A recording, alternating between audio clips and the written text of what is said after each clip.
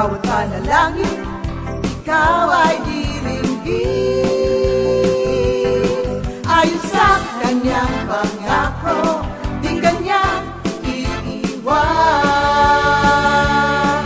Salamat sa iyo, Panginoon. O kay buti mo, Panginoong Jesus, kay ganda ng buhay kong taglay.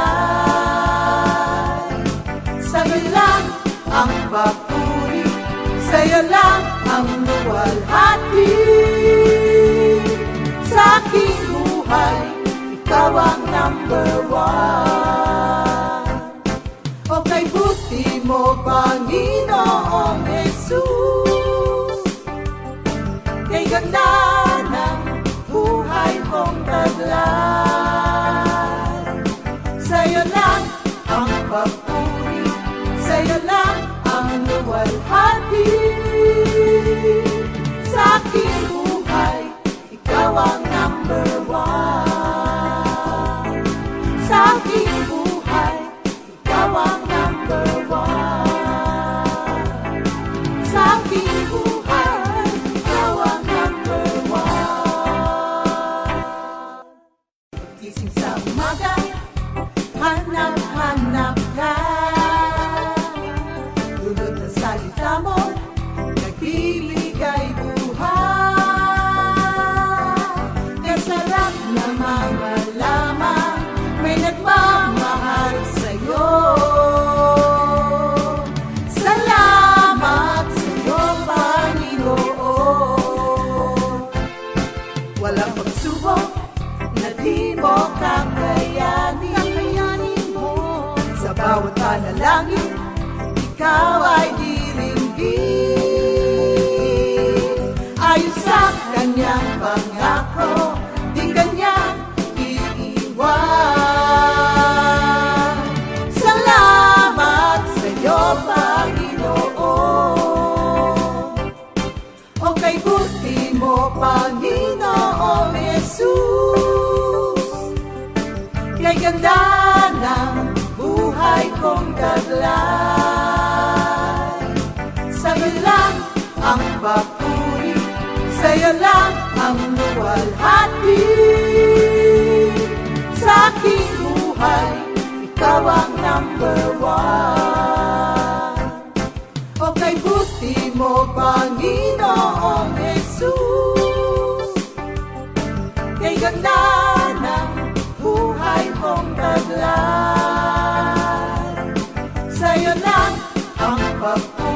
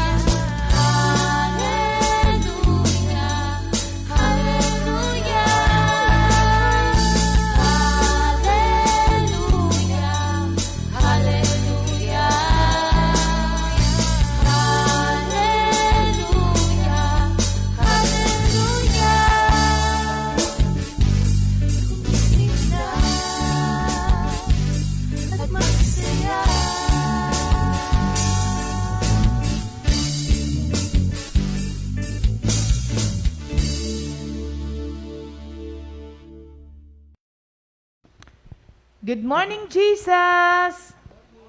Good morning, Jesus! Good morning po, mga kapatid. Gandang umaga po lahat sa inyo, mga kapatid. Today is Thursday. Nag-isip muna. Kala ko Tuesday, kaya naisip ko, kagabi Wednesday, Bible study. Kaya naisip kong Thursday. Ang bilis ng araw, mga kapatid, no? Kahit nasa bahay lang tayo, ba't ganun, no? Di ba dati mabilis ang araw pagka yung... May trabaho. Oo. Tapos ang bagal-bagal ng oras sa bahay. Ba't ngayon parang ang bilis ng ano? Dami natin ginagawa. Sa dami ng ginagawa. Thank you Lord po, mga kapatid. At nandito na naman tayo ngayong umaga para po tayo ay makapakinig muli ng salita ng Diyos. Amen. Mananalangin po muna tayo, Sister Ta. Thank you, Lord. In the name of the Father, the Son, the Holy Spirit. Amen. Lord, maraming salamat po sa araw na ito na ipinagkaloob niyo, Panginoon, sa amin. Salamat po sa bagong kalakasan, sa bagong kasiglahan, sa magandang kalusugan, Panginoon, na tinatamasa namin ngayon, Panginoon. Salamat po sa araw na ito. Tulungan niyo po kami sa aming pagsasalo-salo sa araw na ito, sa oras na ito, Panginoon, upang lubos naming maunawaan ang nais niyong ipahatid sa amin sa araw na ito. Pangunahan niyo po kami at lagi niyo po kaming iingatan. Ang aming pong mga technical, ang aming pong internet connection at ang aming pong mga kapatiran na nasa kanilang tahanan, Panginoon. Patuloy pong pagpapala at magandang kalusugan ang igawad sa kanila. Salamat po, Panginoon. We love you, Lord. We praise you, Lord. We honor you, O Lord. In Jesus' name we pray. Amen. Ayan. Maraming salamat ulit kay Lord. Yung mga kapatid natin parang nakatulog. Tulog po ba kayo? Kasi konti pa lang sila oh. Oo, usually pag mga gantong oras, nandyan na yung mga kapatid natin Baka nagpa-vaccine dari.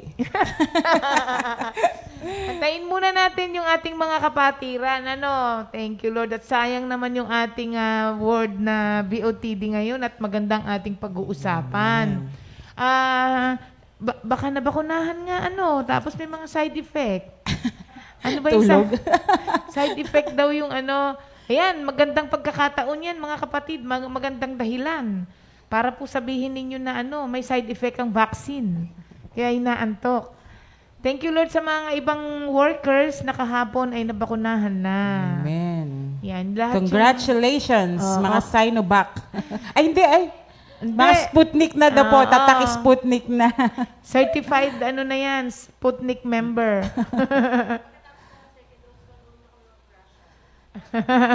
Kaya gano'n na nangyari sa kanila, 2 araw silang nagpipila. Oo. Sputnik kasi. Sabi nga nila, pag hindi pa sila nabakunahan, lilipat na lang sila sa bahala na. Mga kapatid, abangan nyo rin po yung mga announcement po sa kanya-kanyang munisipalidad ninyo kung gusto nyo po na mabakunahan. Yan, thank you Lord. Alam nyo, kami po ay nag-decide nga lang din dahil nga sinabi ni Doc Mon na sabi niya, hindi niyo ba nakikita ang kamay ng Diyos na gumalaw? Kaya ang bakuna ay nang mabilis. Nang mabilis, nagkaroon ng mabilis na bakuna. Oo nga naman, Kaya,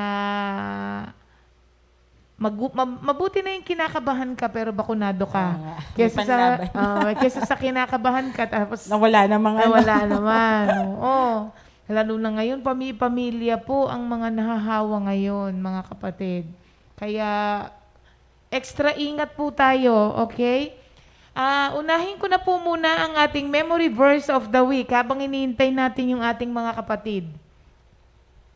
I-share nyo na po pala ang ating, wala akong nakikitang may sharer badge. Mga kapatid porke hindi linggo, wala akong sharer si Brother badge. Eloy, may Brother Eloy Sahol, may sharer badge. Sister Carmen, meron din. Wala po kayong sharer badge. Ibig sabihin, Di pa kayo i-share nyo na po. Oo. Ayan ang dami pero walang sharer badge. Share na po mga kapatid para po marami ang pagpalain sa araw na ito. Sister Ami din po, may sharer badge na. Ayan. Good morning, Nanay Huling at Sister Tess. Good morning po. Tita ko. Hello, Tita ko. Madami-dami na rin ng mga may sharer badge. Ano? Apo. Ang ating pong memory verse of the week, makikita natin sa Matthew 16, verse 24. Then Jesus said to his disciples, "If anyone desires to come after me, let him deny himself, take up his cross, and follow me." Matthew 16:24. O, dagdag na naman po yan, mga kapatid, ha? Sa mga i-memorize natin. Ayan, Hello? hello. Sino yan? Nag-ring. Wrong na GSIS. Hello? Whose phone is ringing? Landline natin. Milagro. Wow. Milagro. Hindi, ano yan?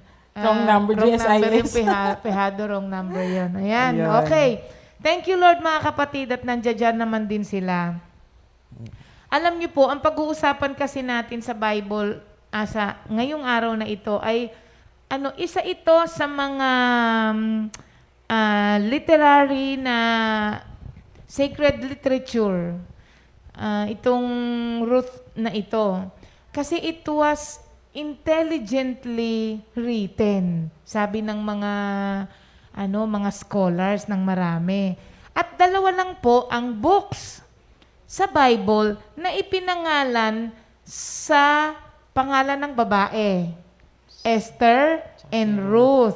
At isa nga po yung pag-uusapan natin ngayon, yung kay Ruth, mga kapatid. At bibihira po, iilan lamang po ang mga na-mentioned na women in the Bible na may kinalaman sa genealogy ni Jesus Christ. At kasama po dito ang Book of Ruth.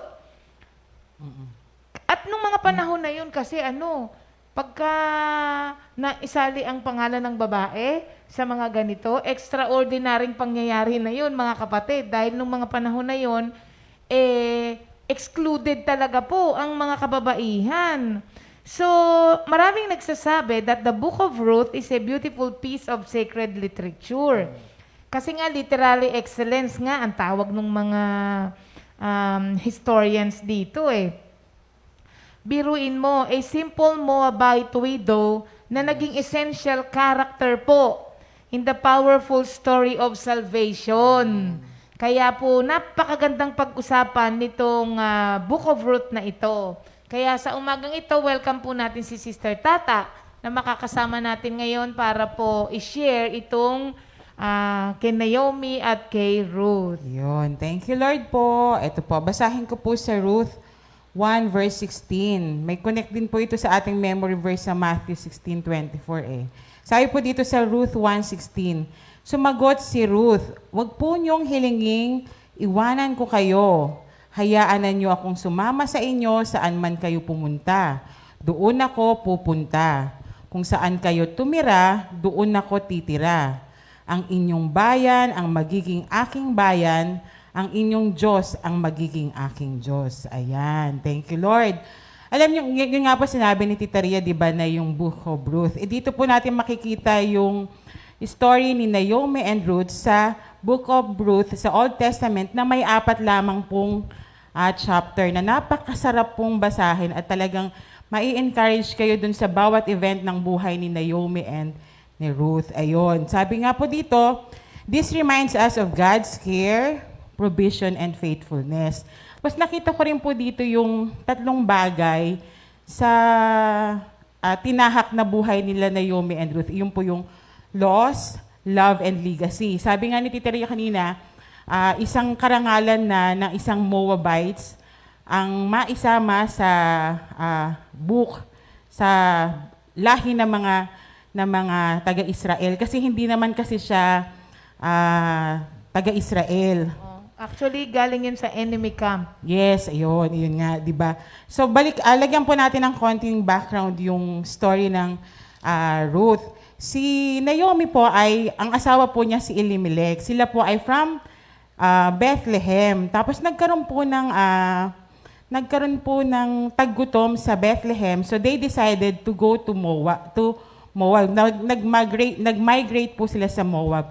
Kasi mas nakita nila doon yung green pasture na akala nila, green pasture talagang maganda yung offer nung bayan ng Pero sabi nga po, yung Moab na bayan po, ito po yung sinasabi nga, a nation that the Lord had historically commanded His children not to be in relationship. Kumbaga walang friendly sticker po dito sa Moab at saka sa Israel. So hindi po sila close friend, hindi sila best friend. So magkalaban po silang bayan, and yet they decided, si Elimelech at si Naomi nag-decide na mag-migrate sa Moab, at doon nga po pansamantala silang nanirahan doon, at doon na rin namatay si Elimelech, at doon na rin po nagkaasawa sila Malon, yung anak nila si Malon at saka si Kilion. At ang napangasawa nga po nila yung Moabites na si Ruth at saka si Orpah. At nakita ko rin po dito, diba nung time na nandun sila sa Moab, nandun na po agad yung mga pagsubok na dinanas ni Naomi bilang isang pinili at hinirang na lahi na napunta sa kalaban na bansa. Pero nung umalis pa lang sila ni Elimelech from andun na kaagad yung damdamin ni Naomi at Elimelech na parang meron silang betrayal. Kasi doon sa mga susunod na verses, kasi sinabi doon ni Naomi na iniwan siya ng Diyos. Kumbaga, nagkaroon siya ng parang, let's conclude na lang, parang nagkaroon siya ng betrayal sa lahi niya kasi may nakita siyang green pasture doon sa ibang bayan, sa Moab. Kaya nagustuhan niya doon. May naalala po akong experience dito na sarili kong experience na naging turning point po ng buhay Kristiyano ko at bilang naglilingkod sa Panginoon. Kasi po, noong buhay ang mami, nag-assist ako sa mami. Ako po yung naatasan niyang gumawa ng letters, ng morning devotions, ng mga documentations. So, nagkaroon po ako ng chance to know her, the way siyang mag-lead, the way yung management, the way siyang maging magulang, maging leader. Talagang sobrang overwhelmed po yung chances na makasama mo ang mami, ang leader. So, nung namatay siya, nalungkot po ako. Lahat naman tayo nalungkot. Pero, ito po yung masaklap. Kasi nung namatay ang mami, nag-decide po ako na bumalik sa Justice sa dati kong trabaho. At napakaganda po ng offer ng aking pagbabalik sa Justice. Ang offer po doon, yung same salary po ng batchmate ko, tsaka yung tirahan, sila na naghanap sa amin, hindi alam kasi ni Brother Elmer, nagpaalam pa ako sa inyo ng Desiree, di ba? Dito lang malapit yung titirhan namin kasi nga sabi ko, nagre-report si Elmer every day. So naghanap yung mga kasama ko ng titirhan namin, yung salary ko, yung position ko, ibibigay. Kumbaga, hindi yung resignation ko, ginawa na lang nilang recall for kahit ilang taon nang hindi ako nagre-report. So, parang napaka-selfish ko that time na naisip ko, namatay lang ang mami, isi-secure ko na yung sarili ko. Hindi dahil sa siguro partly, meron akong mga time na yun na may hindi magandang damdamin ng mga time na yun. Kaya sabi ko nga, nag-isip agad ako na lumipat, parang kay Elimelech at Naomi na may nakitang magandang pagkakataon, grinab na. Pero alam niyo po mga kapatid, nakakatuwa si Lord kasi nung nalibing ang mami, tapos kung Biyernes nalibing ang mami, Monday report ko na po sa Justice, hindi pumayag si Brother Elmer. Kinausap po ako, sabi ni Brother Elmer sa akin. Naiyak ako, nung inaaral ko, naiyak ako eh. Sabi ni Brother Elmer, Mal, hindi ka naglilingkod sa tao. Kay Lord ka naglilingkod. Kahit sino pa yung leader na itinalaga ni Lord sa gawain na tinawag sa'yo ng Panginoon, hindi kanya pababayaan. Yun ang kalooban ng Panginoon. Kung sino hindi porke nawala ang mami, mawawala yung pagpapala ng paglilingkod natin sa Panginoon. Hindi totoo yun, sabi niya. Ang Diyos hindi nawawala sa atin. Ang comfy, hindi pag-aari ng tao, pag-aari ni Lord yan, ministry ni Lord yan. Kung sino ang itinalaga niya, iyon ang kalooban niya. So doon tayo magsasubmit. Yun yung binitawang advice ni Brother Elmer sa akin. So doon ko na-realize kasi actually, ilang taon pa lang naman ako noon as full-time eh. Madami pa akong hindi naiintindihan. Pero all glory and honor belongs to God kasi yun yung sinabi ni Brother Elmer na parang nagising ako, oo nga naman. Ayun, oo nga naman. Bakit nga naman ganun yung aking pag-iisip? Buti na lang dyan si Brother Elmer. Ayun, thank you Lord na na-realize ko na sabi nga, God is present right where you are.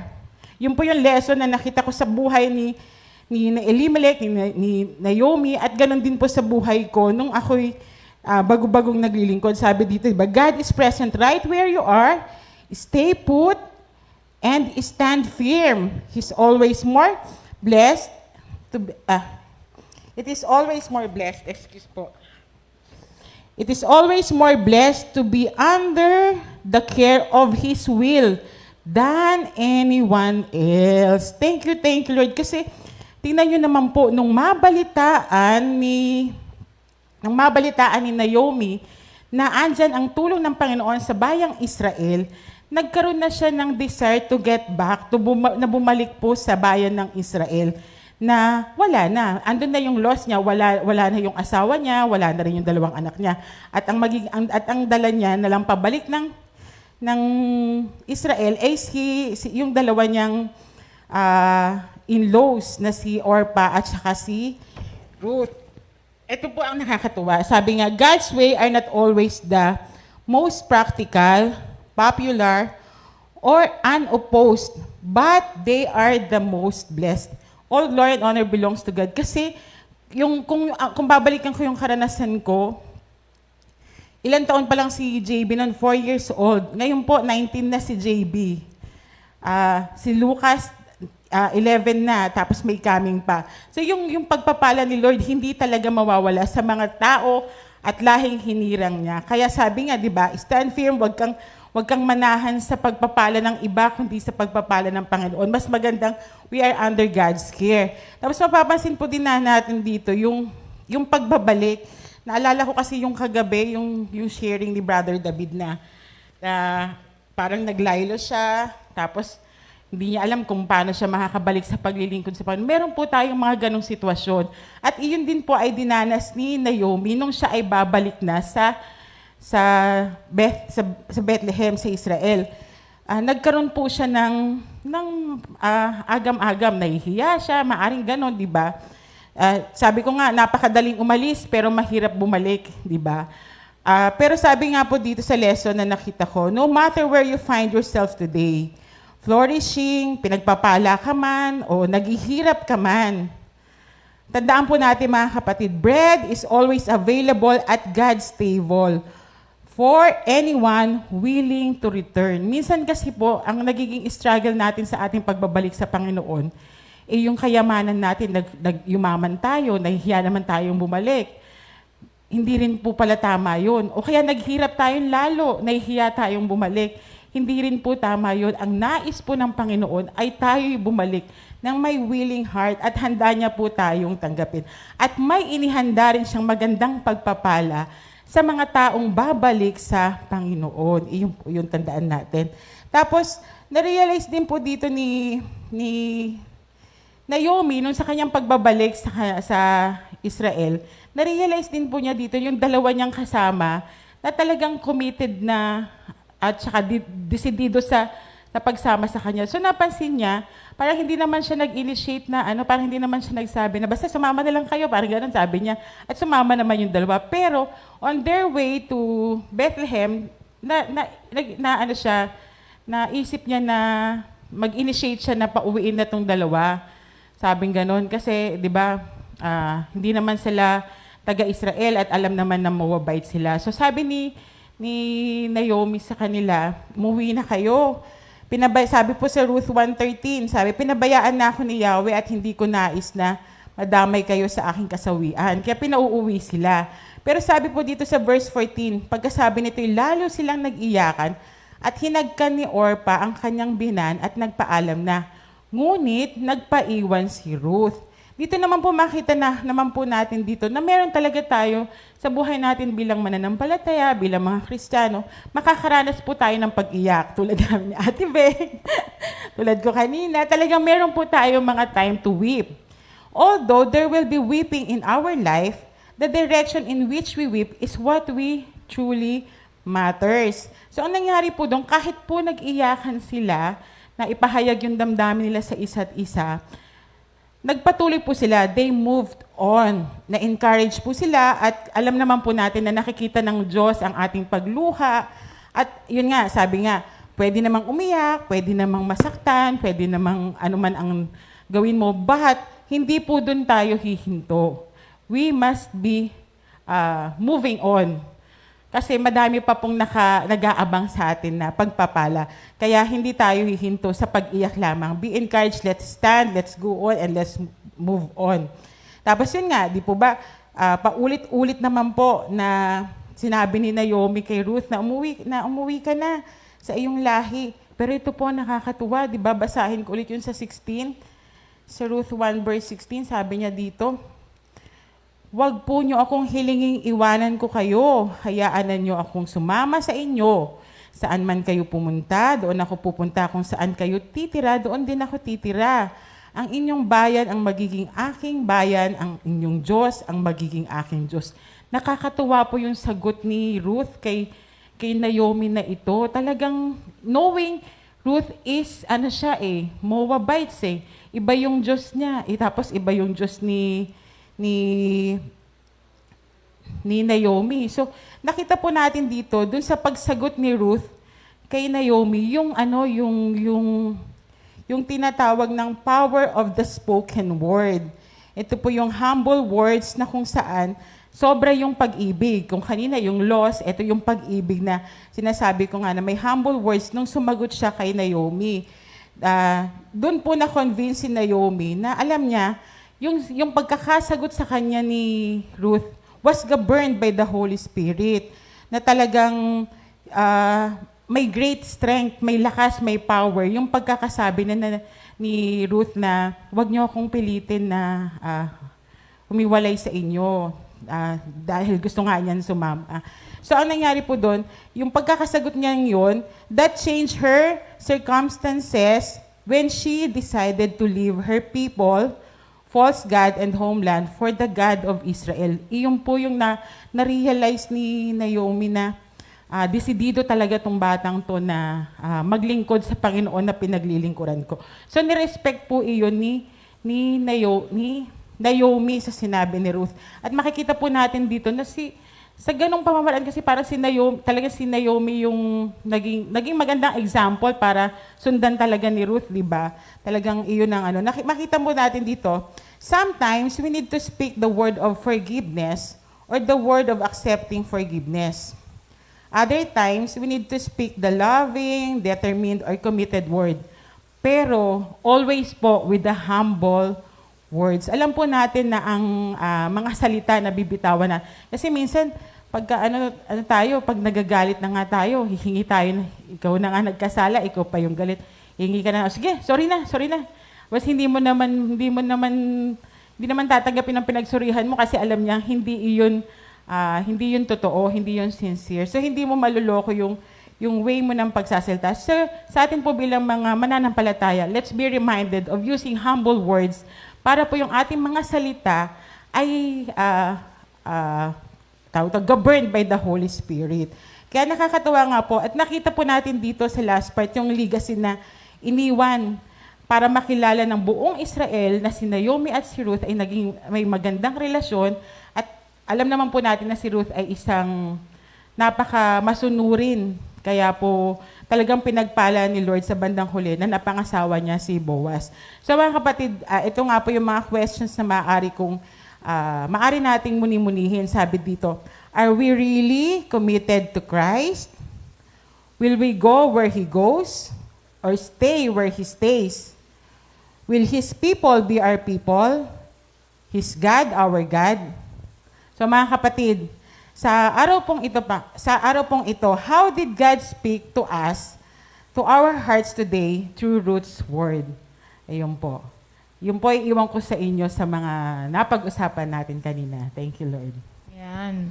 Maraming salamat. So, alam nyo, sobrang dami po ng lesson talaga na makikita mo dito. Kung tutuusin po, Ruth's story is an ordinary story. Wala naman pong masyadong gimbal-gimbal yun, di ba? Pero yung story niya po na ordinary, that's what makes it compelling kasi wala siyang riches, di ba? Wala siyang masyadong influence, and yet, ibang klase yung kinahinatnan ng buhay niya. Kaya po, ano lang siya, yun nga sabi niya, widow, tapos from an enemy nation pa. Tapos, yun ang naging pang-twist nung ano niya. Alam nyo, nung pinag-aaralan ko nga to, sabi ko, pag sa mga darating na panahon, gusto ko maggawa ng series dito. Kasi sobrang dami po talaga ng lesson na makukuha mo rito. Ruth 1 pa lang yung tari. Oo nga eh. Yung bravery niya, grabe. At saka yung faith niya na unwavering faith, ibang klase po, mga kapatid. Kaya po, sa mga darating na panahon, Obedience pa niya tari ni Ruth, di ba? ang daming nga lesson nito eh. Kaya nga, sa ibang araw po, gagawin ko po ito ng series kasi napakaganda nung pinag-aaralan ko nga ito, mga kapatid eh. Ano po yun? Ordinary story, pero napaka-challenging kasi yung buhay po niya ay shaped by faith. Yun nga yung sinabi ni Sister Tata, and guided na by the God that she believes in. At ngayon, pag nag-look back ka doon sa nangyari sa kanya, ay ang dami po talaga. Ang daming lesson dito. Nakakuha nga ako rito ng 7, 10. Kaya sabi ko sa inyo, pwedeng i-series to mga kapatid eh. At alam nyo, malapit sa akin tong Book of Ruth na to. Kasi every time na ang mami ay nagtuturo ng Book of Ruth, nababanggit niya ako. O, di ba? Ako daw si Ruth sa Naomi story ng mami sa buhay niya. At basta mga kapatid, one of these days, gagawan po natin ito ng series dahil napakaganda po ng buhay ni Ruth. At yung pagpapalang ibinigay ni Lord sa kanya, no? May love story pa siya, di ba? Nakakatawa yung love story. Parang pang Wattpad. Oo nga, pwede nga to. Maganda nga itong gawing yung... Drama. Oo, no?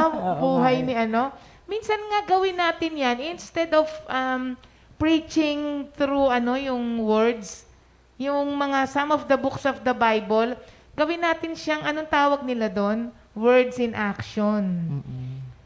Oo. Wow, magandang yan Pag-uri natin ulit sarili natin. Sige. Oo, sa mga darating na panahon, magkakaroon tayo ng word in action.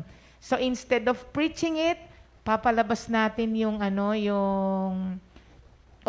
word. Kaya, maganda yun Kasi, Detailed kasi yung situation. Oo, kasi hindi natin kasi matuloy-tuloy sa panahon na to ngayon, yung sabi natin na yung mga buhay. Meron sana tayong once na kasi hindi isang natin, story. nag-ano tayo nag-MECQ. So, wala kaming makausap, wala kaming ma-interview, wala kaming mapuntahan. Kaya, maganda to. Umpisahan nga natin to, Jam. Word in action. Tama. Sige, tama. At pagdating nung araw na yon, tsaka natin ituro ngayon yung series. Sige. Gumawa na naman ng pagkakaabalahan no? Thank you, Lord. Okay, mga kapatid, batiin natin ngayon yung mga may birthday. Yung mga may birthday. Happy birthday po kay Brother JC Kagimbal. At belated happy birthday po kay Sister Irene sa Tomango. Yun na, isa lang may Sila birthday? lang, Jam. At happy anniversary din po kay Brother Boy and Sister Mercy Sirad ng Lower South. Happy anniversary po. Si JC po ay anak ni Pastor JB at Sister Cora. Happy birthday, JC!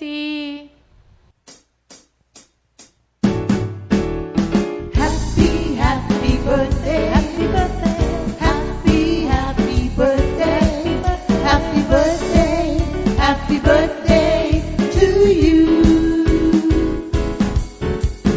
Happy anniversary, happy anniversary, happy anniversary.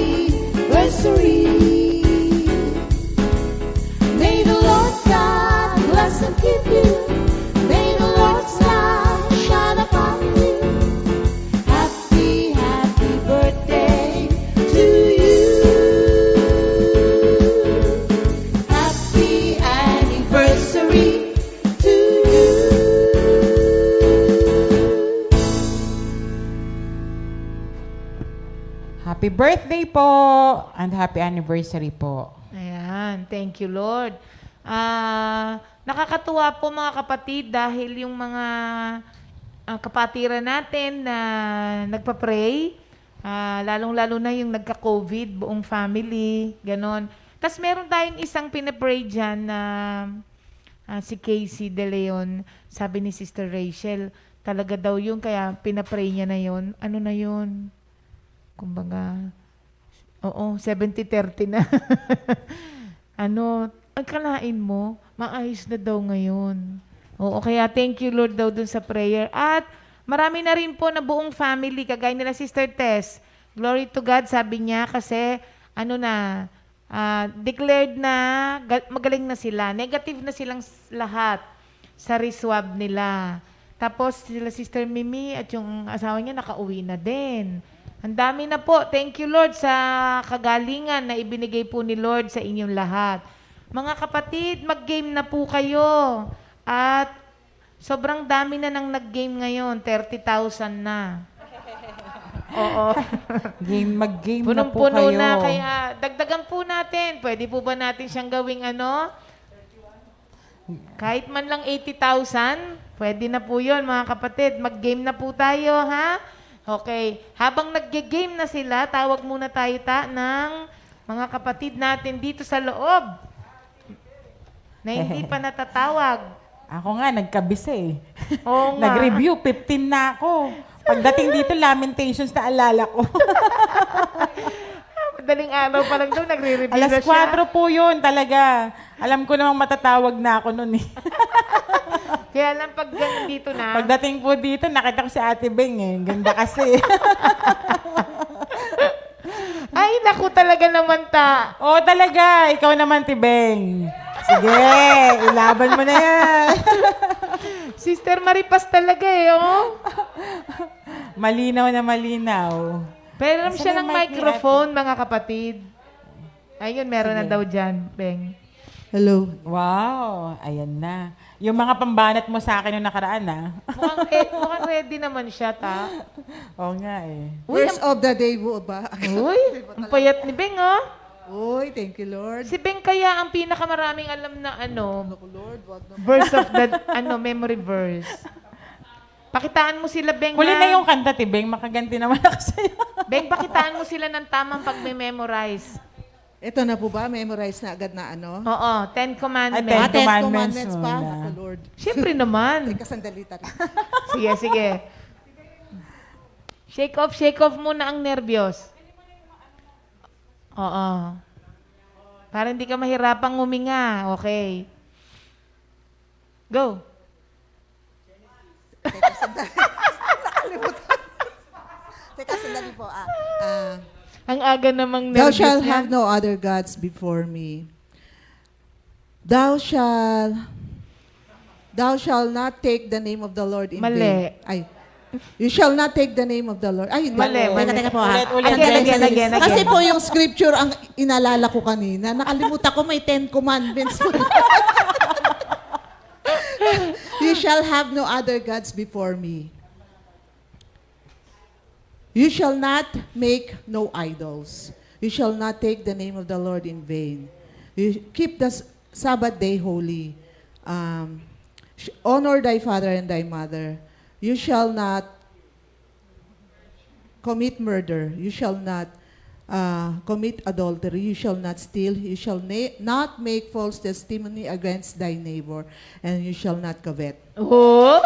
Galing! Kailangan pala nakapikit. Oh, sabi nga ni Brother Mondo, Mundo, di Para ba? maka... Sige, ano po, okay. sentence. Oh, sige, Beng. Pakitaan mo ngayon sila ng mga memory verse. Sige po. Isa lang. Thank you, Lord. Hallelujah. Romans 12, verse 11. Work hard and do not be lazy. Serve the Lord with a heart full of devotion. Psalms 42, verse 1. As the deer longs for a stream of cool water, so I long for you, O God. Psalms 144, 15b. Happy are the people whose God is the Lord. Psalms 50, verse 14. Let the giving of thanks be your sacrifice to God, and give the Almighty what you have promised. Teka po, ha? 1 John 4, 7, and 8. Dear friends, love one another.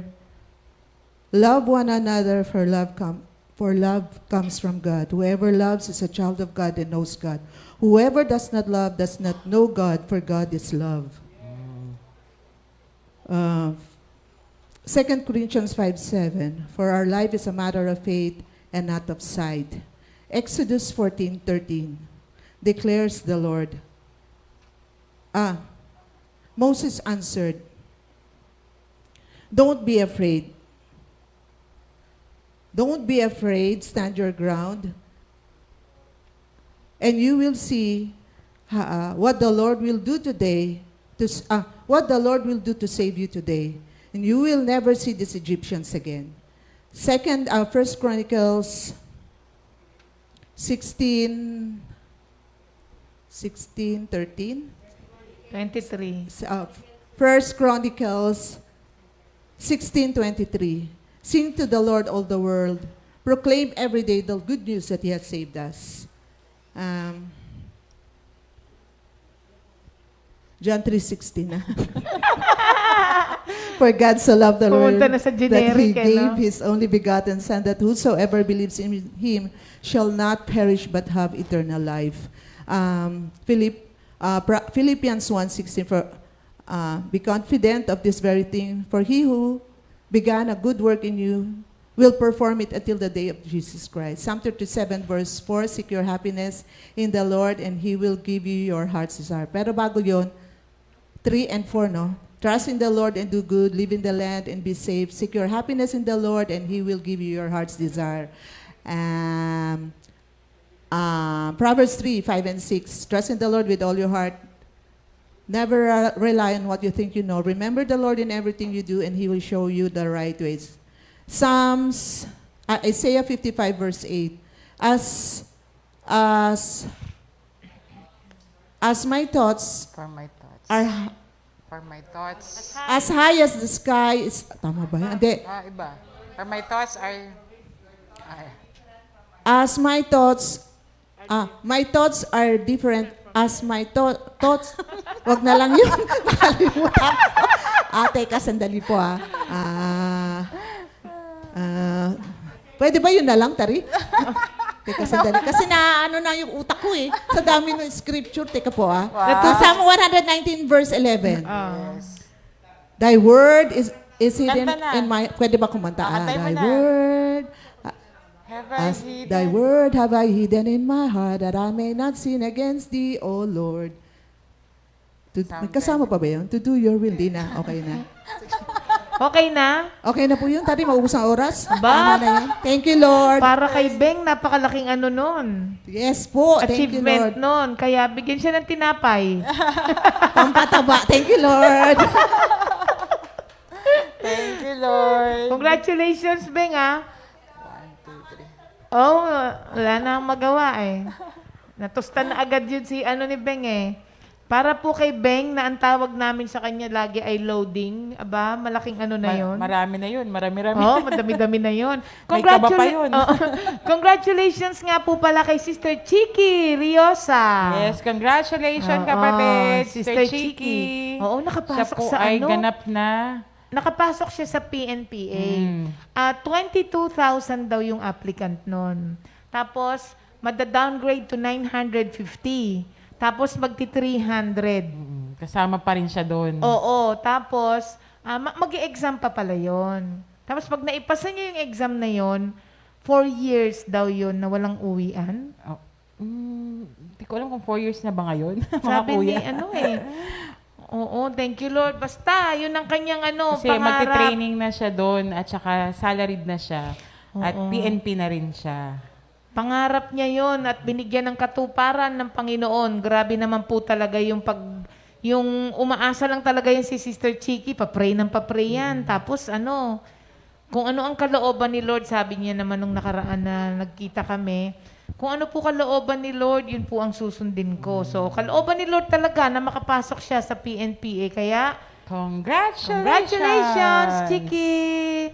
Oo. Oy.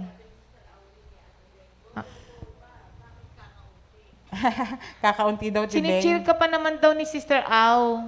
Tapos biglang bumawi, ay, bakit ka konti? Sabi niya tuloy. Okay. Oo nga. Di bale. At meron pa rin tayong 3 natitira. Ang galing naman. 30,000. Parang ang kanina mga 3, nadagdagan ulit 3. 3 pa rin. Oo nga eh. Sige.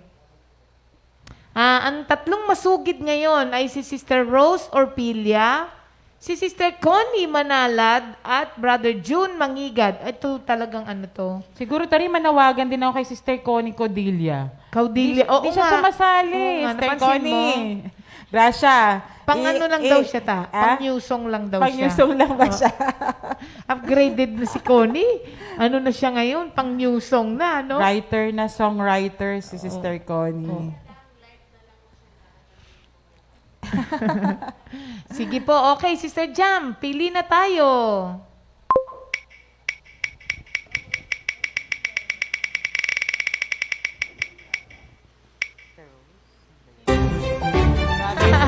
Si Brother June.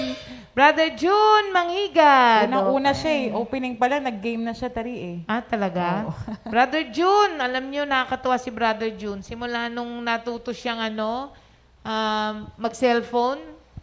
Kasi isa siya dun sa mga tao na nagtatanong na wala po bang event ang Comfy? Kasi miss na miss ko na sabi ko, Brother June, mag-iisang taon na po tayong merong kasi yung cellphone daw niya nung time na yun, walang Ano pala, analog. yung mga ganon.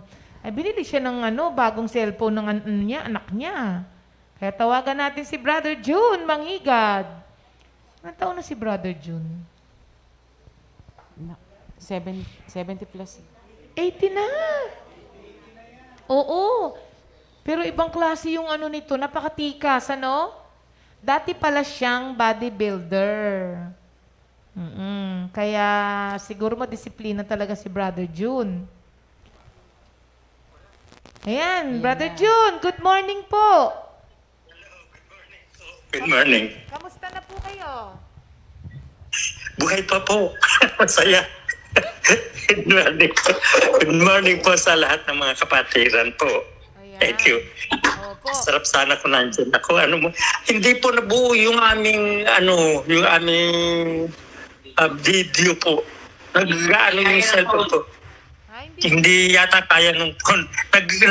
Po napuputol. Ay. Parang may timer. 2 Ah. minutes lang putol na. Tapos uulit na naman po. Okay. Ba't gano'n? So, Oo. Saan po kayo nagre-record? po, Saan po dito kayo? sa bahay po. Hindi po sa cellphone Ayun, po? nagdati yung phone. Sa cellphone niyo po? Ano pong ginagamit yung recorder? Po, hindi nga makuha po napuputol every 2 minutes. Sabi nga ni Sister Jam, sabi nga ni Sister Jam, hindi na rin niya alam yun. So, sa pagkasusunod na lang po. Okay. Pag nandiyan na, okay. Napalitan na yung smartphone. Siguro ba pag napalitan ni Lord yung smartphone ko? Dahil mumurahin lang po yung smartphone ko. Ayan po. Sige po. Po-provide na ni Lord yan. In Jesus' name. Hello po. Opo. Ay! Okay. Brother June, Mag-iingay ba? Hello. Okay po. ready na po kayo? Opo. Sige po. Go na po. Okay, game na po. Okay, the 10 Commandments po. I am the Lord thy God. Thou shalt not have strange gods before me. Thou shalt not take the name of the Lord thy God in vain. Remember to keep the Sabbath day holy. Honor your father and your mother. Thou shalt not murder. Thou shalt not commit adultery. Thou shalt not steal. Thou shalt not bear false witness against thy neighbor. Thou shalt not covet thy neighbor's wife or nor his possessions. Galing naman. Okay, so some 10 Commandments. Okay. Memory verse po, meron kayo? Meron din naman po. Apo, sige po. Okay. Okay. Sa Jeremiah 29:11, sabi ng Panginoon ay, ako lamang ang nakakaalam ng mga panukala para sa ikabubuti niyo. Kaya sa Jeremiah 33 verse 3, kung tatawag ka sa akin, ay tutugunin kita at ipapahayag ang mga mahigawagang bagay na hindi mo nalalaman. Sa Ezekiel 36:26, bibigyan kita ng bagong puso. Nagiging masunurin ang pusong pagkakaloob ko. Okay, sa Matthew 4:4, hindi lamang sa tinapay na bubuhay, kundi sa bawat salitang mamumutawi sa labi ng Panginoon. Sa Matthew 6:33, nakamuntik na malimutan. Seek first the kingdom of God and His righteousness, and all these things shall be added unto you. Sa Matthew 7:7, humingi ka at ikaw ay bibigyan. Kumatok ka at ikaw ay bubuksan. Hanapin mo at ikaw makasusumpong. Okay, sa Matthew 7:7, ako nalimutan ko rin. Sa Matthew 7:7 ay okay, skip muna po. Opo, pass. Skip muna sa iyo. Balikan ko man niya. Okay po. Sa John chapter 1, John chapter 1 verse 14, nagkatawan-tawan lupa ang salita at nanirahan sa piling natin. Sa John chapter 8 verse 31 at 32, kung tunay nga kayong mga alagad ko, susunod kayo sa aking mga aral. Makikilala niyo ang katotohanan at ang katotohanan ang magpapalaya sa inyo. Sa John 14:6, I am the way, the truth, and the life. No one can go to the Father except through me. Sa John 10:16, sabi niya, meron pa akong mga tupang wala sa kulungan ito. Hahanapin ko at aalagaan ko sila. At magiging isa ang kawan at isa ang pastol. Okay. Sa 1 Corinthians 15:58, nothing you do in the Lord's service is ever useless. At sa John, sa Psalms 46:10, keep still and know that I am God. Sa Romans 10:17, ang pananampalataya ay bunga ng pakikinig at nakakapakinig lamang kung may nangangaral. Okay. Sa Psalms 37:25, matanda na ako, mulang pagkabata wala pa ako nakita na ang Diyos ay nagpabaya o ang kanyang mga anak ay naging hampas lupa. Sa Gawa 4:12, sa silong ng langit, tanging pangalan ni Jesus ang ipinagkalooban sa kaliligtas natin. Thank you, Lord. Salamat po. Okay, congratulations, Brother June. Brother June, ilang taon na nga po kayo? Ay, bata pa daw siya. Mag-84 pa lang naman daw. Oo, Minsan po 48 pa lang. 48. Para 48 pa lang talaga siya. Mag-84 na po si Brother June. Pero pagka po yun nakita ninyo at nakaharap ninyo, ay napakalakas pa po talaga at napakatikas. Ayan. Brother... Sunod nating yung Beatitudes. Opo. Memorize nyo na? Susunod na po. memorize ko na pero baka maubusan na naman tayo ng oras eh. Maraming salamat for this opportunity na pinagkaloob sa akin. Tagal-tagal ko, sabi ko, tagal-tagal ko nang hindi ako natatawag. Ayaw yata sa akin. Amen. Talaga po may perfect timing si Lord. Ayan. Masaya kayong lahat dyan.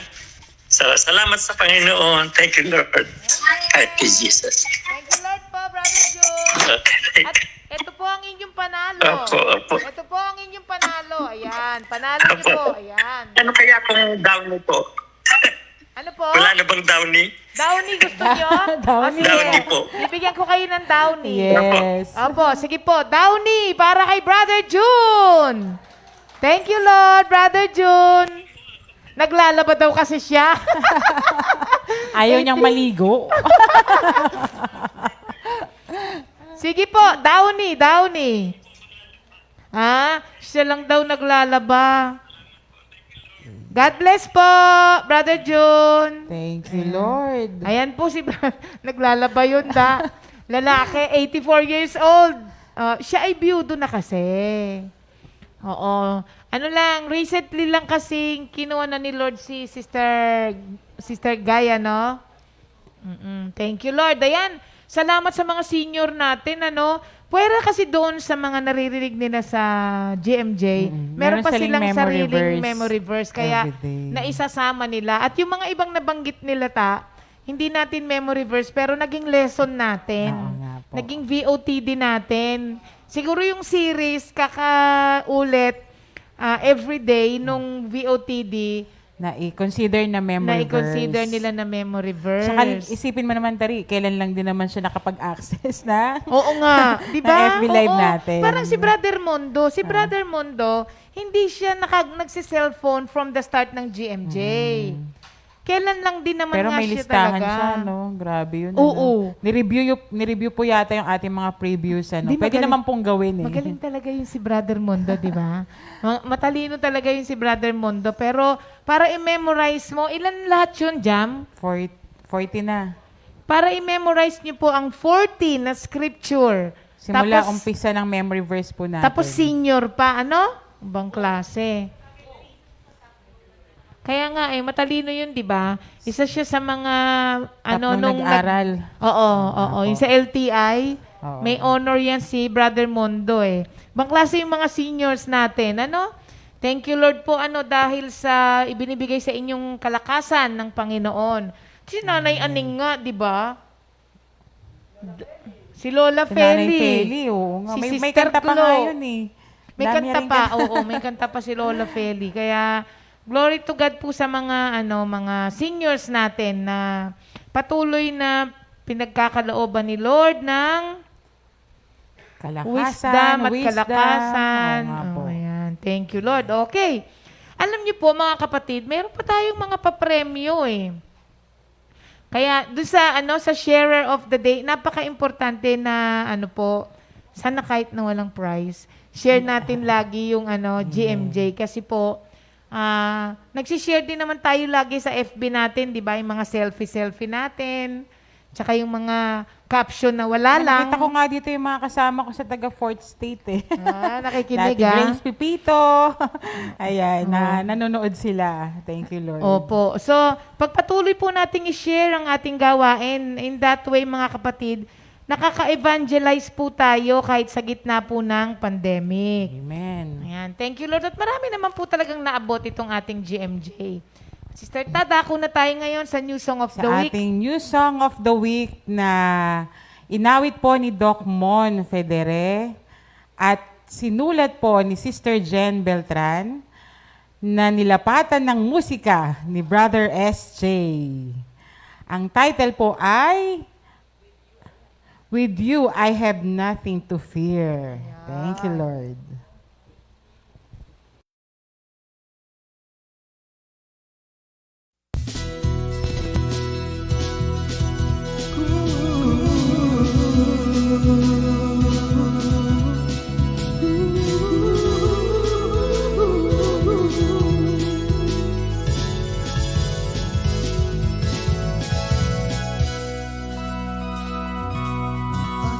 I trust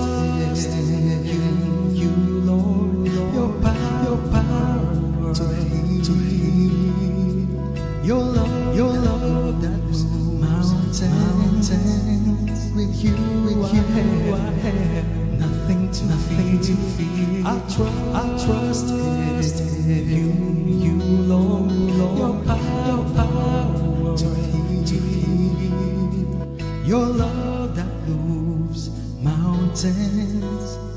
With you I have nothing to fear, for you are faithful, that's what you are.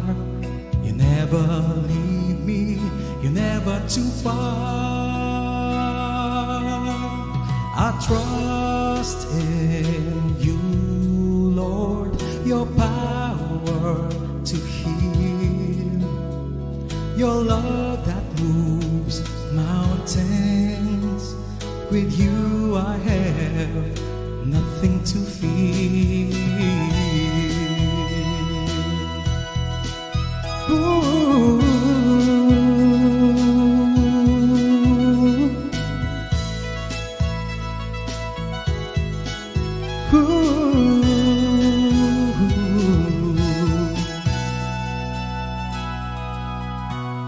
I trust in you, Lord, your power to heal, your love that moves mountains. With you I have nothing to fear. I trust in you, Lord, your power to heal, your love that moves mountains. With you I have nothing to fear. Who can ever defeat me when I am with you? You never leave me, your love is so true. I trust in you, Lord, your power to heal, your love that moves mountains. With you I have nothing to fear. I trust in you, Lord, your power to heal, your love that moves mountains. With you I have nothing to fear. I trust in you, Lord, your power to heal, your love that moves mountains. With you I have nothing to fear.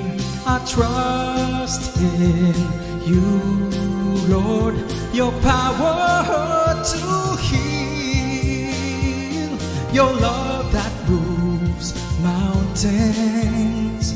With you I have nothing to fear. With you I have nothing to fear. With you I have nothing to fear.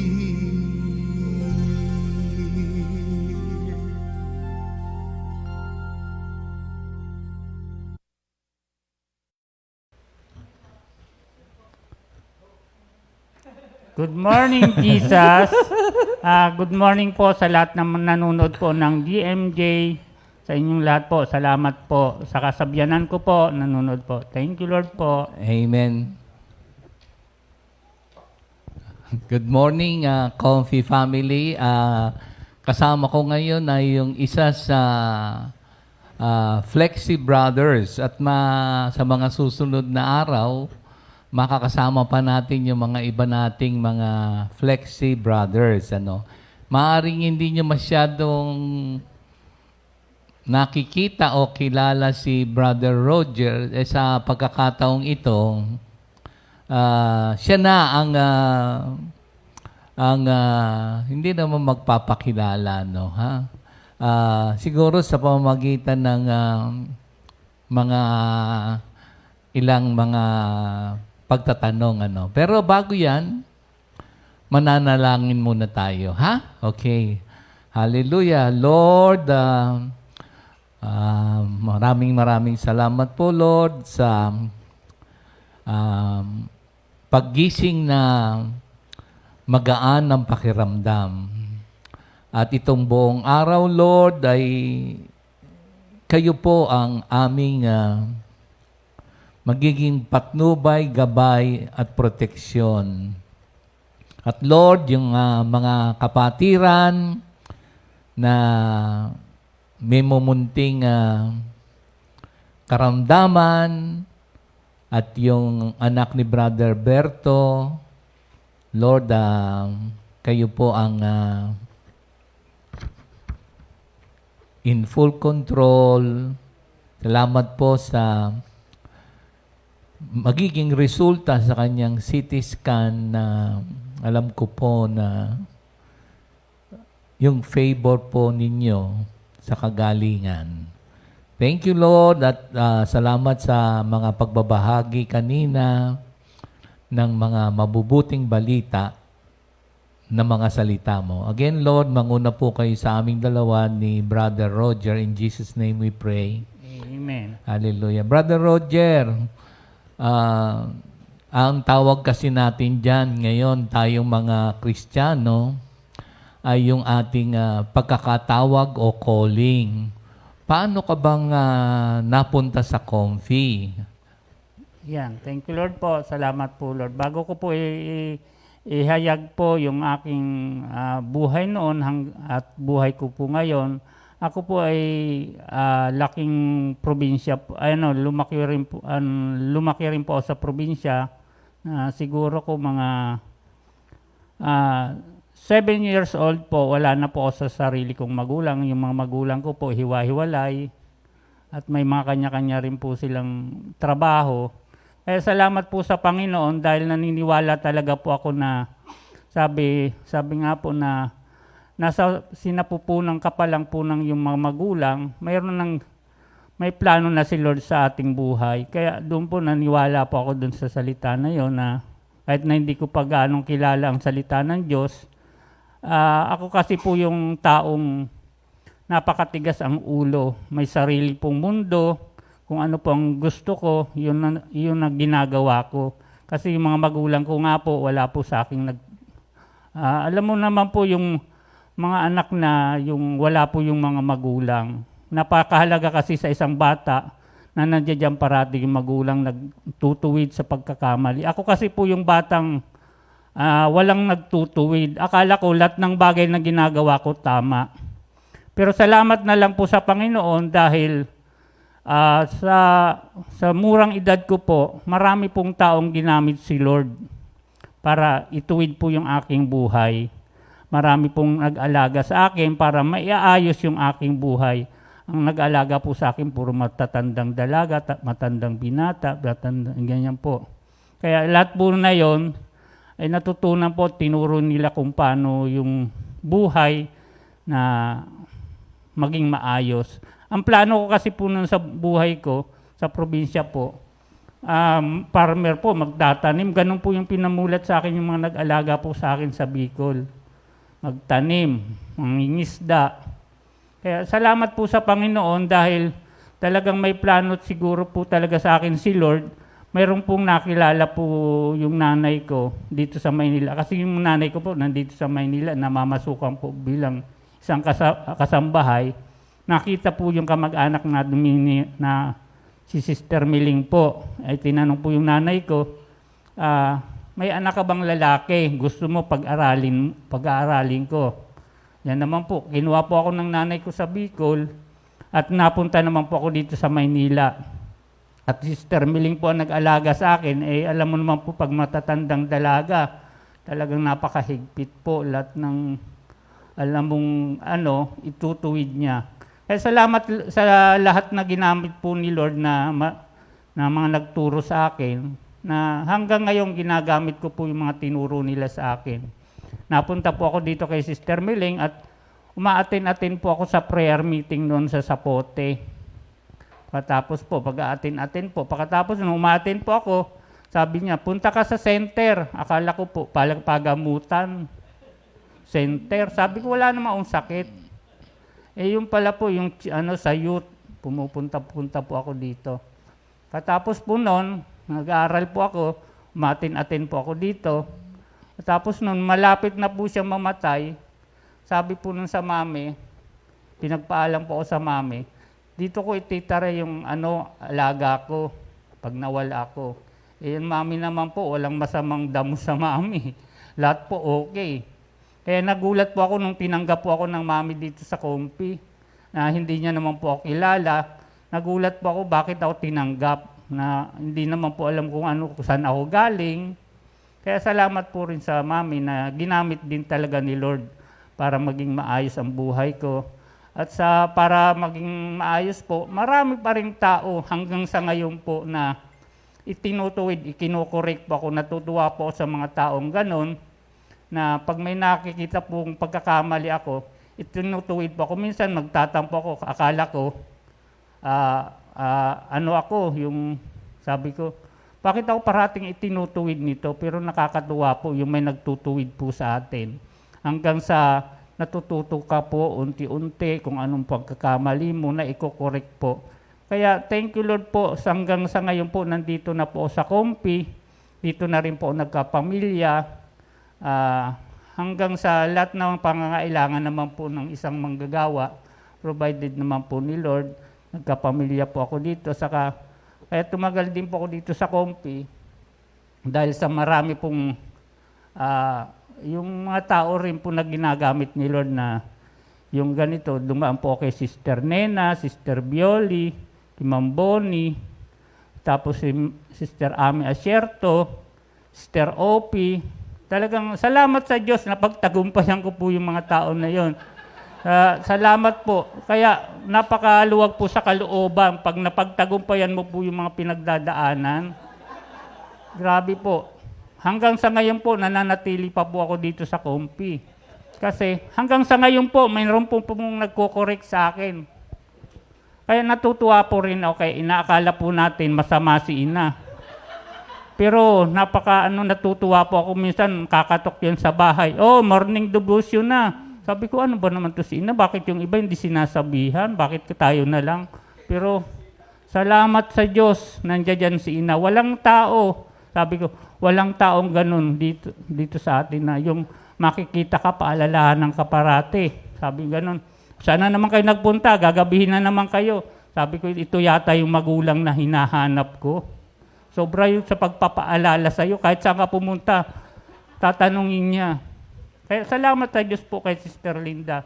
Hindi po minsan nagtatampo po ako sa kanya, pero pag bandang huli, pag inisip mo, yung palang mabuti para sa ating mga kabataan. Sa asawa ko rin, ganun, sinasabihan ko siya kasi siya po ang parating kinakatok. Kasi minsan tanghali na, nasa bahay pa po, tulog pa.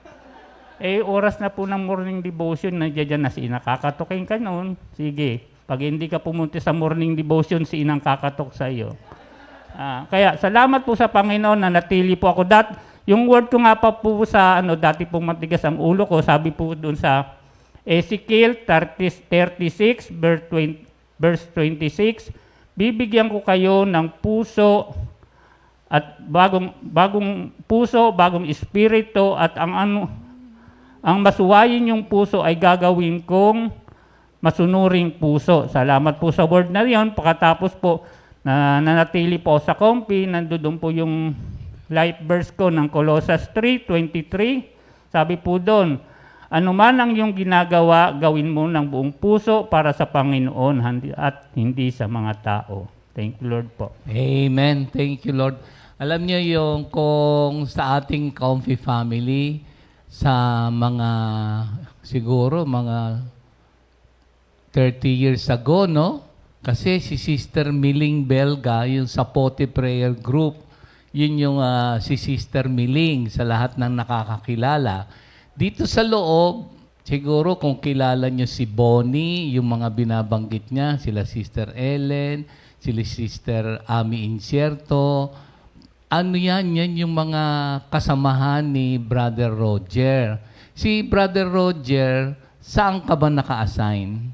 Nung umpisa pa lang po, sa kitchen talaga po ako, naguhugas po ako ng mga plato, lahat-lahat po. Ayan. At saka yung iniwan na po nila ako na, minsan nanonood lang po ako magluto. Hindi ko naman talaga po hilig magluto.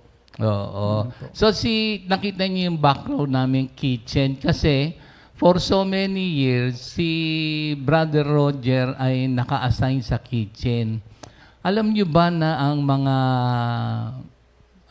nagdi-distribute ng pagkain ay napakataas ng requirements o criteria sa Bible? Alam niyo ba yon? Gusto niyong malaman yung mga... Kasi yung pagkain, pagka ang isang tao, minsan pag nagutom, medyo mainit ang ulo.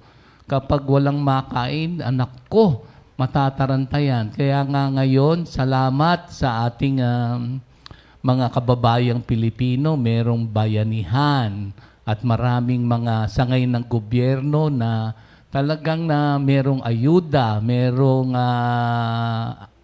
yung pantry, community pantry. At hindi lang yon, maraming mga foundation na talagang feeding sa mga mahihirap. So, maraming salamat. Pero alam nyo ba sa Bible na buksan ninyo, sige, babasahin ko sa inyo ang napakataas na criteria, Brother Roger, kasi dito, ganito, sa Acts 6, buksan nyo.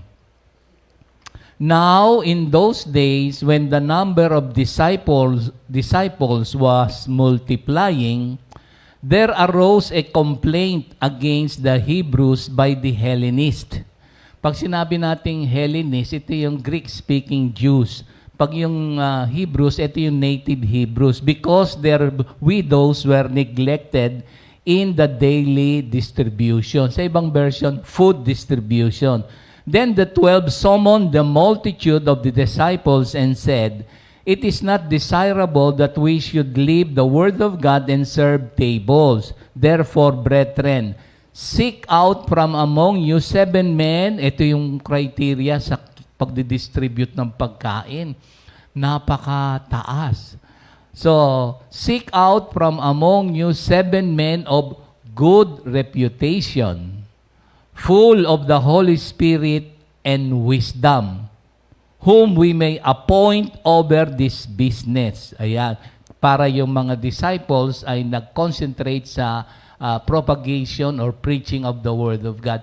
Just imagine, Brother Roger, ang pinili nung unang panahon kasi sabi ng mga, kung isipin nyo, ang dami ng mga lumalapit kay Lord at bibigyan ng pagkain. Siyempre, ang criteria napakataas. Nagkaroon ka ba ng problema dito sa Compi?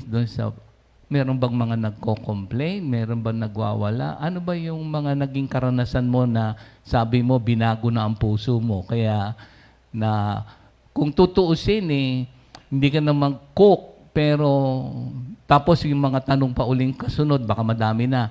Paano mo napapagkasya? Minsan maliit budget, minsan malaki budget. Ilan ba pinakakain dito?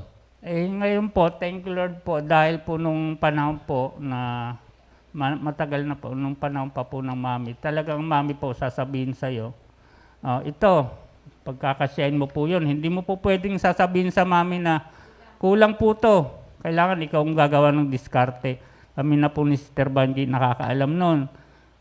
Minsan ginagawa ko, nangungutang po sa palengke para magkakasya. Yan, pag nautang po, nandiyan po si Sister Banji, tutulungan niya po, o sige, babayaran natin. Kasi hindi mo po pwede pong sasabihin sa mami, kulang to, sasabihin sa'yo, buntaling kita dyan. Iyon parating sasabihin nun. Kaya, thank you Lord po na ngayon po, gumanda po yung budget natin, medyo tumaas po. Kaya, medyo hindi po tayo nag-aanong nahihirapan. Nung panahon naman po, kailangan pag mababa, medyo kailangan marunong kang dumiskarte kung paano mo mapapakain yung maraming tao. Panahon kasi po, marami talaga po tayo ngayon, medyo nahati po. Kaya thank you Lord po sa binibigay po ni Lord na pagpapala na financial sa ating lahat na budget, maayos na po. Kaya thank you Lord po. Training sa ating kasi yun, mga kapatid. We go through hard times, good times, hard times, good times. Kailangan dito, kailangan full of wisdom on how you will appropriate the blessing that is entrusted sa yung mga saan man function sa church ay iba-iba naman ang mga ating gawain. Kaya nga dito napakabigat. Hindi mo ata, ayaw mo bang sagutin yung meron ka bang naging problema sa distribution? Sa gano'n naman po, meron naman talaga po. Pero alam mo naman po yung medyo mababait, medyo mareklamador. Kailangan po, ayaw ko naman po sabihin na kung sino po yun, alam na po nila yun. Kaya yung sa distribution po, talaga nung panahon, problema ko talaga po yun. Minsan po, ang ginagawa ko, nagtatago po ako dun sa taas ng tangke. Kasi nagdarating po yung lalagyanan nila. Minsan lalagyan mo yung mga nagdala ng lalagyanan, kinukuha ng mga nahuli. Kaya ang ginagawa ko, tatago po ako sa tangke, sa taas. Di po nila ako makita eh. Tapos yung townhouse po, lahat po yan na bahay na natulugan ko po yan kasi tinataguan ko po sila eh. Kasi pag hindi mo po sila tinaguan, may mararinig ka po na hindi magandang salita. Pag pinagpatulan mo po yun, lalawak lang po yun. Kaya ang gagawin mo po, medyo i-escapo ka ng kaunti. Pupunta ka sa palengke, mag-relax. Pagdating mo po, gabi na, o di wala nang nagre-reklamo. Yan ang tinatawag nating wisdom. Tsaka hindi niya naman pinapatulan. At meron kasi minsan, katulad din dito nung unang panahon, malamang ang dami nung papakainin eh. Multitudes. Paano mo itong papangasiwaan? May mga Hellenist, may Hebrew, may Greek speaking. Sabi naman ng mga scholar, ang naging problema daw ay yung communication. Kaya siyempre, Hebrew tsaka Greek speaking, marahil sa mga pagsasalita, salin-salita, at mga kwento, biglang lalaki na, tapos ang mabubuntunan yung mga nagdi-distribute ng pagkain.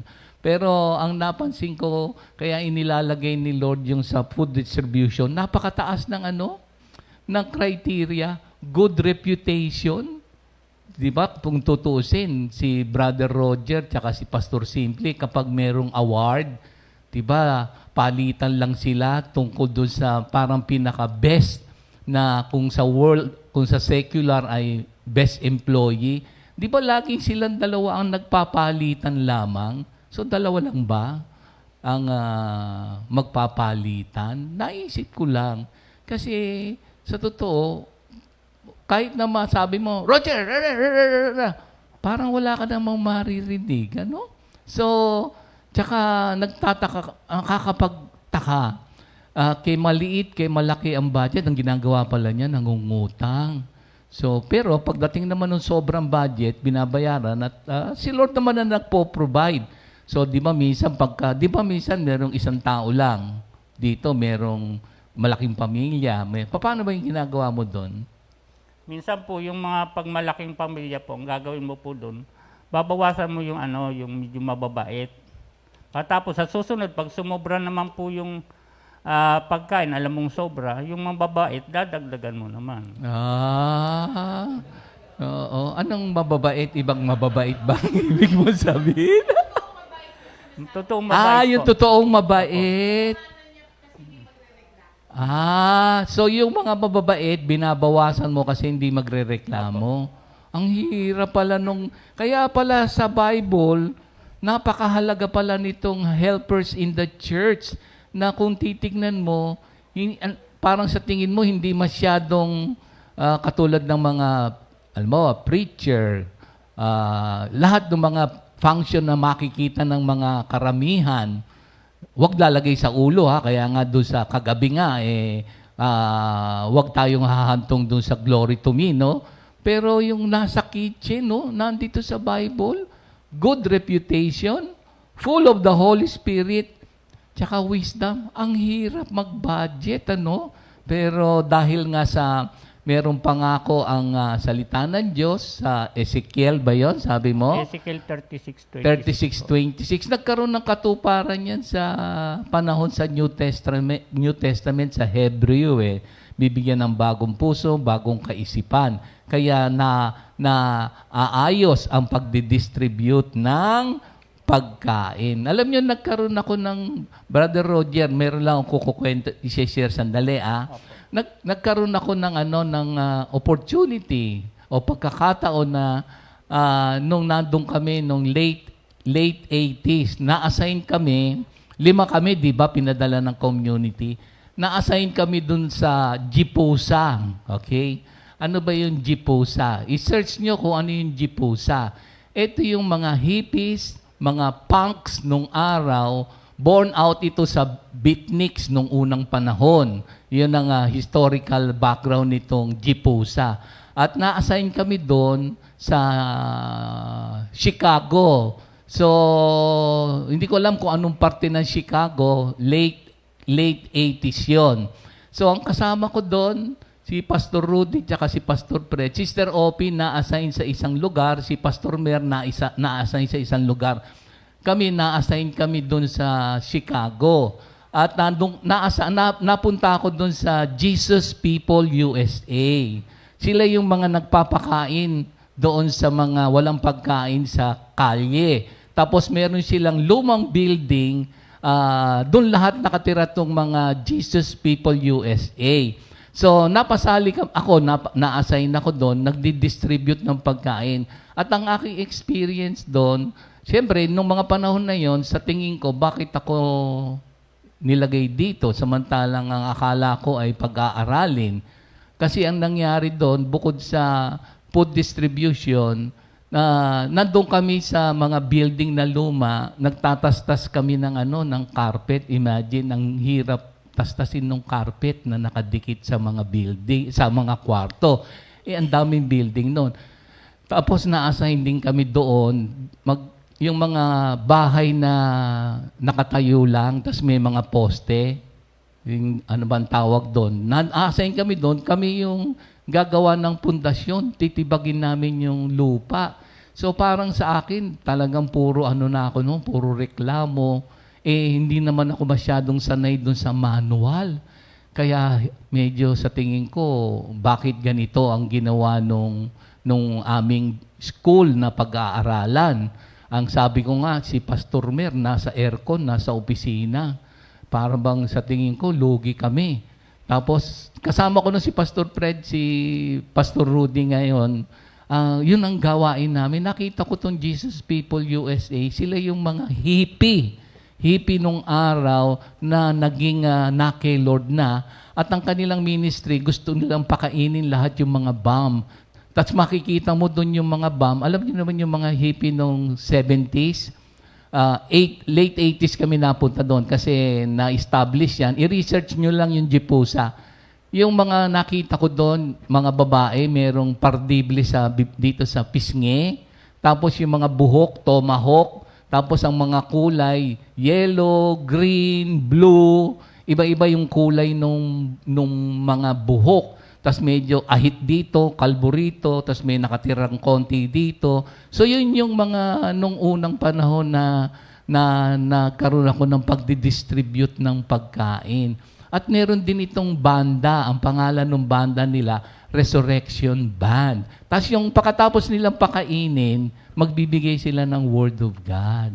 So yun yung aking karanasan sa Amerika na isa ring training na sa tingin ko, parang ang hirap naman nung mga nakakatakot mga kapatid dahil kasi malalaking tao, tas yung may mga tato, sangkatutak ang mga tato, tas yung kinukwento ni Brother Leo, yung may mga bulitas dito, sa ilong merong parang horseshoe ba yan, sa ilong, sa tenga, sa kilay, yung mga ganun ang mga ni-reach out nitong Jesus People USA tsaka sa pagkain. Kaya yung sa pagkain, ang hirap. Pero yung criteria pala ng isang nagdi-distribute ng pagkain sa Bible ay napakataas. Good reputation, full of the Holy Spirit and wisdom.